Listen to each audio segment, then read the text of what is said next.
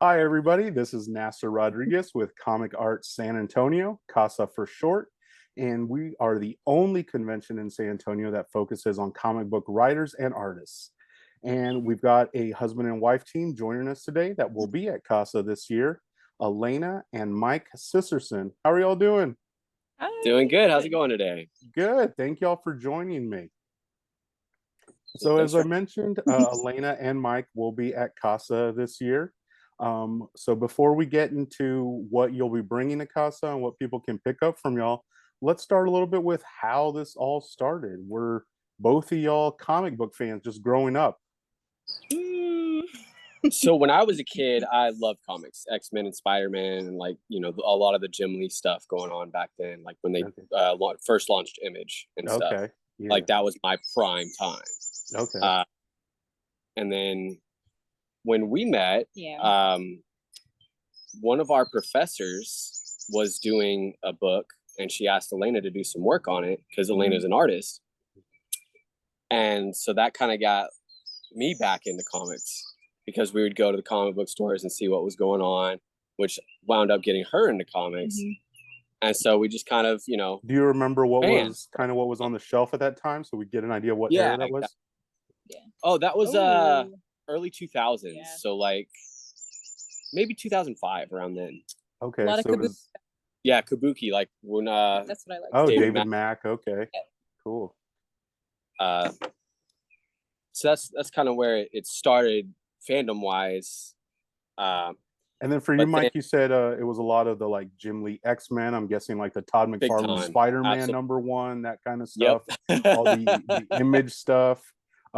So did you continuously keep reading, or was there a time where you dropped off of comics and then you found your way back to it? Well, so I was really lucky. I had some really cool elementary school teachers that would let me do my book reports on comic books. Oh, that's awesome. And I'd have to like go through and define all the words I didn't know, and it was actually really neat. And then fast forward a couple years, I think around the time of Age of Apocalypse, I was so angry that they just dropped the Wolverine lost his adamantium story, and we're like, okay, we're doing something completely different. I was like, what are you talking about? And so I kind of like started falling off around then. And then swore off comic books after that. Yeah, I was like, oh no. Okay, cool. And then so when you were growing up, Alaina, you said not comic books, but was there anything else, maybe manga or anime that you were watching? A lot of children's books illustrations, actually. So one of the things about like growing up, my mom, she was a teacher. She went through kinder through 4th grade. And so I had a lot of art around me. And she also studied art history. So I learned more about like the history of art, all the painters and all of that stuff. And then I appreciated a lot of like the children's book illustrations from back then. And I do have a story to tell. Like I did see some comics at one of the bookstores in the mall in San Antonio because we didn't have any comic book stores around where I lived, where I'm from. And there was a Teenage Mutant Ninja Turtle comic book, a fan of TMNT, of course, growing up as a 90s kid. And I would look through it and I would get so scared looking at the artwork in it because it wasn't my turtles, like because it was so different from the cartoon. Yes. Yeah. Okay. But every single time we went into the bookstore, I would always have to go look through it and I'd be like, oh no, but so there was something about it that was calling to you. Because the art was interesting and it was different at that time. And then when I met Mike and stuff, he kind of showed me some comics, and then I appreciated like all the artwork that went into it. And then as I got older, I discovered Brian K. Vaughan, Why the Last Man. I could definitely see like why David Mack and Kabuki would appeal to you. That's very painterly, very fine art. Oh yes. So it was kind of like a mixture of those things that got me into them. Oh, okay. Awesome. And then, so you said you guys met at school. Was it something art related, or when y'all met, start talking about comics? So it was art adjacent. We were in the music room at Del Mar College in Corpus Christi, and we just saw each other and started jamming out and talking, and having a good time, and then wound up living together and moving to Austin. Yep. And did you just say like, "Hey, I like comics. You want to hear Yeah. about them? You know, it's like you go through that whole phase where you're looking at each other's CDs and, you Get know. to know each other. Yeah, What's yeah. your favorite color? Yeah. Oh, okay. That's Yeah. cool. All right. So, Alaina, so you say you were looking at children's books illustrations. So, ever since you were a child, were you always drawing? Did you know art was something you wanted to do? Yeah. Yeah. Okay. Maybe I wouldn't say art is something that I wanted to do, but I was always drawing Okay. everywhere. My mom and dad, actually would let me color up the walls. Wow. And so, yeah, Okay. again, being from a small town, there are certain colors that I was always looking for. And now they have them like everywhere. Mhm. And we would make special trips just to San Antonio. They would just for me to go to an art store to get Oh, wow. different color pencils and stuff. Yep. That's So awesome. I would say for a long time, yeah, Okay. art has been there. And you, Mike, were you a kid that was doodling in class, or were you more? Oh, big time. Yeah. Really? Like in 4th grade, me and my friends were like making our own comic book characters and drawing them and having a blast. Okay, cool. They're mostly just, you know, Batman villain ripoffs, though. Well, I think that's how like a lot of people start, right? You have your own version of Spawn that you think one day is gonna take Yeah. off or something like that. So, okay, that's cool. So then, when was it that you guys decided let's start making our own comics? Ooh, So a long time ago. that was, Lots of- she was lot of probably practice. pregnant. Okay. And so our son, he's 8 now. Yeah. Okay. So that's kind of what started the ball rolling. Yeah. So we were working together on lots of different creative stuff. But that was like the perfect combination of like our skill sets, because Yeah. she's an incredible artist, and you know, her ability with color is just incredible. Mhm. And then I like to tell stories. So like when our son was born, you know, you're staying up all night with him, whether you want to or not. And so I'll make stuff up and tell him, you know, like, oh, and your mama has superpowers and this and that. And like, it just kind of started snowballing after that. Yeah. A little delirium from no Keeping sleep. track. Exactly. You know, Lots like, of Jim Lee YouTube, actually. yeah, like, Wow. so Drawing to Jim Lee at night. Oh, to this really? day, That's we cool. put on like a Jim Lee, like, drawing video on YouTube or Mhm. something. Like the kiddo will just Nice. nod off. Yeah. That's That's awesome. his ASMR. Yes. That's really cool. So when Yeah. y'all decided to, because I checked out I follow you guys on Instagram, and I noticed the Circle of Mod Instagram is pretty recent. So Yep. it was Yeah. about 8 years ago that you say you guys decided to work on this. Like, what was going on that now this is launched? We got time. Yeah. Oh, I okay. told her.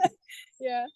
So yeah, I mean, just time. Yeah. Okay. Little more. Snagging Little what more. you can of it, and Yeah. you know, pointing it in a useful direction. Yeah. Okay. So has this story been developing over these past 8 years? Yes. Absolutely. Yes. It's evolved from something that was initially more magical Mhm. into something that's more a little bit science fantasy. Oh, okay. And the like, story wise, I mean, it's gone through so many iterations, Yeah. and we finally kind of landed where we are now. And I think that's probably where we'll stick for, you know, the foreseeable future. Okay. Okay, cool. And then Mike, you were talking about how you guys are a perfect team because Alaina's the artist, you're the writer, the person with words. And Alaina, you've talked about your children's book influences. But Mike, what about your writing influences? What are you taking from writers to create your style? You know, so Brian K. Vaughan is a really big influence. I think Robert Kirkman is another one that I really enjoy. I mean, I'm sure there's a few others that I'm gonna forget right off the top. Don't worry, I'm sure they're not watching. It's fine. Yeah. But like, I mean, even stuff like Dragon Ball Z or just He-Man cartoons, like story elements from those that will kick off and spark an idea, and you're like, oh yeah, I remember when I was a kid, I really enjoyed this, and so you're try to take something and make it your own. Okay, awesome. So let's talk a little bit more about Circle of Mud. So how many issues are out right now? I think I saw there was one, right? We have one printed. One's printed and ready to rock. At C.A.S.A, we're hoping to bring issue 2 with us also. Awesome. Yeah, we can't wait. Cool. And do you guys have a set plan for how many issues you want this story to be? We're aiming at 6. So 6. Okay. like we want to get the initial story out, and we've got ideas for more, but what we're doing for this one, we're kind of aiming at like making it in our heads, writing it as a movie. Like this is one, and if we did another one, it would be like a sequel. Yeah. And so it wouldn't be less like a series of ongoing. Okay. So everything that you guys are thinking about and working on right now are still that same universe, or do you have other stories that you guys want to get out that have nothing to do with that? Oh, there's a couple others. Yeah, quite a few. Yeah. Okay. The time to execute them. Yeah, I know Interesting. how it is. I think for most creative people, you've got a notebook full of ideas. Yes. And if you ever have time to get to any of those ideas, that would be great. But okay, awesome. So, and then since you guys are pretty new, how are you finding the convention circuit or so far, or shows that y'all are doing? Any kind of trends you're seeing, or anything that's kind of surprising, or? It's been so, I mean, heartwarming almost. Like just like all the other creators are so welcoming and just helpful. Like so our first show was this year at Staple, and we had no idea what we were doing or any like what to expect or what to do or even how many issues to print, and everyone there was just top notch and helpful in every way. It was incredible. That's awesome. And you're all based in the Austin area, right? Yeah, a little north. We're up in Georgetown. Oh, okay. And where are y'all from originally? Uvalde and Corpus Christi. Oh, okay. And then I grew up in Dallas. Oh, okay, cool. So, and then y'all met because y'all were both at Del Mar? Yeah. Okay, cool. That's awesome. But yeah, man, like definitely, especially like San Antonio, Austin area, there's so many like creative people and comic people specifically that we've got, self-publishing like y'all are doing. We've got actual pros working for like Marvel and DC. So yeah, it's a great area to like kind of just be in comics and like absorb what everyone else's energy in comics is doing right now. So that's great. That's cool. Well, it's as we wrap up here, I just want people to know if they want to follow you guys and what's coming up. Are there any websites, social media, things like that that they should keep up with? Social media? So Circle of Mar on Instagram, and then Alaina has a great Instagram for her art. art_bruja. Okay, and I do follow that one too. So. All right, well, thank y'all so much. Alaina and Mike will be with us October 5th at C.A.S.A, so please make sure everybody comes out, pick up issue 1 and hopefully issue 2 by that time. So. Yes, they'll be there. Awesome. So thank y'all so much for joining me, and I can't wait to see y'all this October. Thanks. See you then. Have a good one. You too. You too.